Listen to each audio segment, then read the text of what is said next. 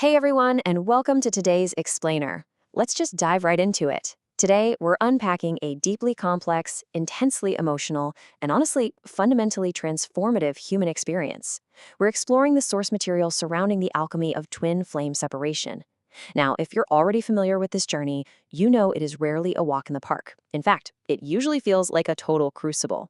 So today, we're going to break down exactly what happens during this incredibly difficult stage, why this intense friction even exists in the first place, and what the source texts tell us is absolutely required to actually move forward. We'll be looking at the raw emotional challenges, the undeniable necessity of dissolving the ego, and that crucial process of internal spiritual merging. Let's get started. This is the question that sits at the very core of this whole experience, right? What do you actually do when you literally cannot stop thinking about this other person? At first, as the source points out, it hurts a staggering amount to lose the twin during separation. You are suddenly forced to deal with this almost obsessive inability to detach your thoughts from them. It's a mental and emotional loop that feels completely impossible to break, and it really sets the stage for a deeply unsettling internal reality. The sheer weight of that new reality is just staggering. It's wild because even if you want to be with this person 24/7, even if every single fiber of your being is pulling you toward them, the separation stage keeps making you feel completely vulnerable, angry, afraid, and downright depressed. It's an overwhelming agony. You're caught in this massive paradox. You deeply desire proximity, yet the dynamic itself and the separation that follows plunges you into the heaviest, most difficult emotional states a person can experience. Section 1. The Agony of Separation. To really wrap our heads around this journey, we have to squarely face just how profoundly this dismantles your normal emotional baseline. The cascading effects of this separation phase are incredibly heavy. First off, you might actually develop an addiction as a coping mechanism, just to handle the raw trauma of the twins being unable to physically be together. That physical distance, it is deeply traumatic. Then on top of that, there's the sharp cutting pain of the affection you feel but simply aren't getting back.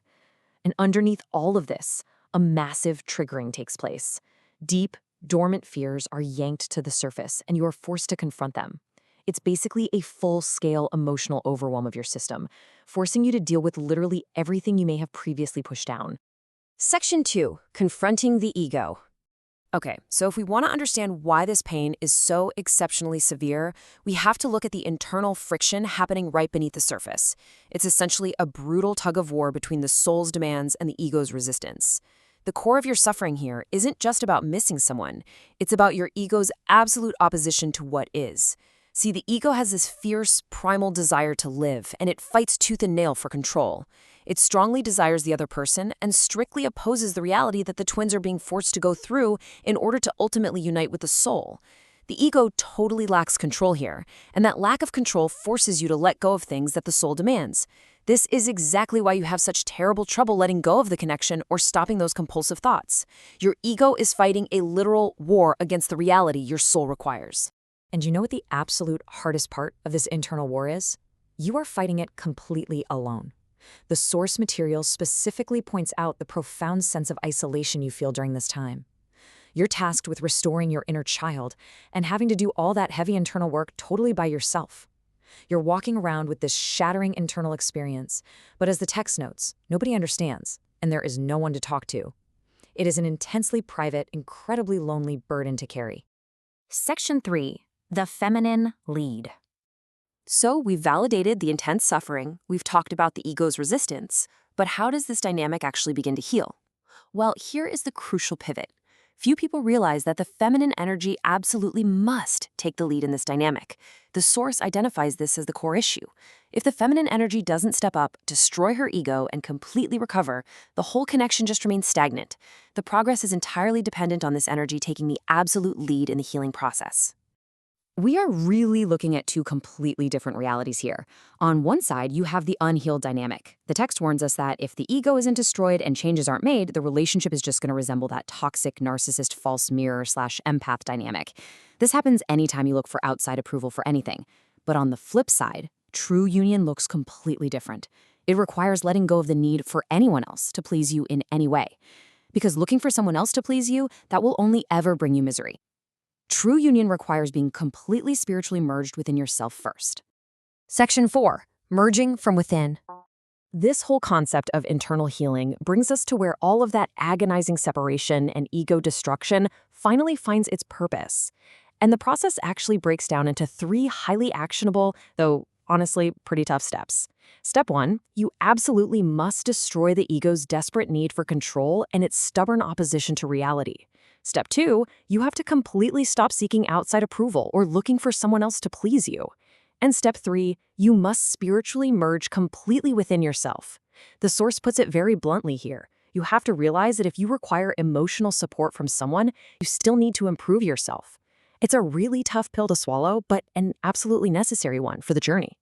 And here is the bottom line. This is really the ultimate takeaway of this entire explainer. You simply aren't prepared for the twin flame union, meaning it cannot be brought into the physical 3D world until you have spiritually merged completely within yourself first. That external reality is just impossible without the internal work being absolutely finalized. I absolutely love how the source frames this. All that agony, the triggering, confronting those deep fears, the brutal destroying of the ego, it is really all just the removal of trash. As the text says, there will be more space for love and light once the trash has been removed and cleaned up.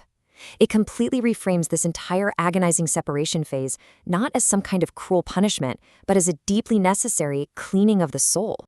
So, knowing all this, how do you actually proceed? Well, the source leaves us with a really strong message of optimism. There is hope for a better future. To get there, you simply need to continue solving your problems one at a time. Maintain your faith in the process.